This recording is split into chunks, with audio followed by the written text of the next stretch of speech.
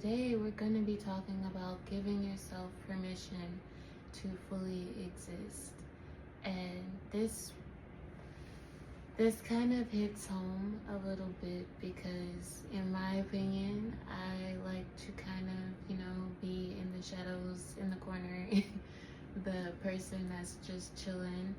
And whenever you have gifts or whenever God blesses you with certain things, and it draws attention, you can't really can't really do that. So with that, I had to learn that it's okay to exist.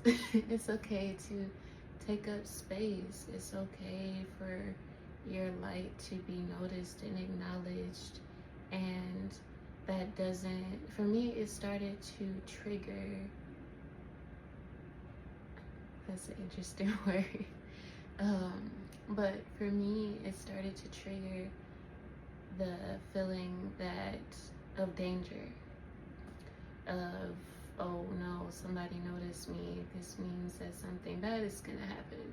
Mainly because I've had those experiences too, but I've also had good experiences as well, and it's really about what you choose to pay attention to, because there's pros and cons to both sides of it.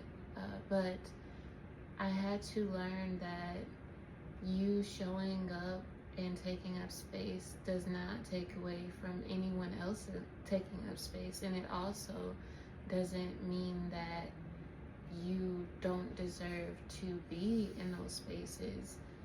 Most of the time, people are curious about my art or curious about, people they haven't seen before. But if I'm going into a space and I'm not confident in myself, or I'm not showing up at my fullest potential, then that means that I'm watering myself down in a space that could be extremely beneficial and beautiful for me to grow and to connect with others. So giving yourself permission to exist means that you're allowing yourself to fully be who God called you to be, whether that is a hidden talent that you didn't want anybody to know about, or whether that is wearing certain clothes that make you feel good and that make you feel confident in yourself, but it might make others uncomfortable. Realistically, with these experiences, this is a part of your journey and your life and what you're called to do.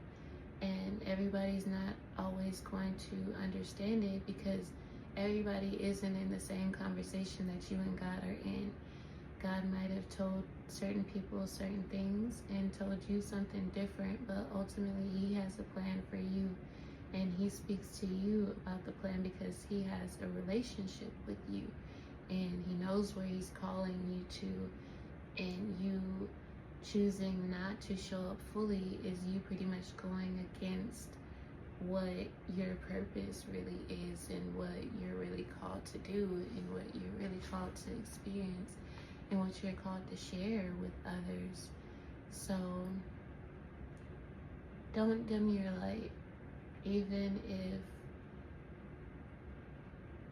if it bothers you or makes you uncomfortable, because the more that you put yourself out there and the more that you allow yourself to be seen, the more comfortable you get with the process and the experience.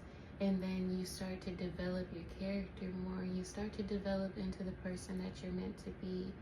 But whenever you don't take that first initial step, you're not ever really going to become the person that you're meant to be, because you're scared, or you're not ready, or it was not the right time, or whatever the case is.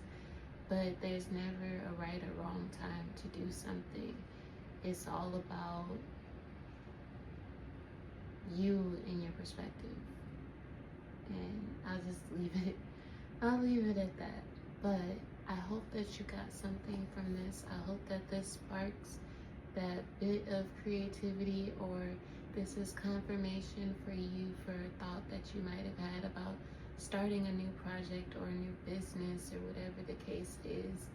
And yeah, you got this. Like, you learn in the process, but you won't start the growth journey until you start the process. But that's all for today, and yeah, bye for now.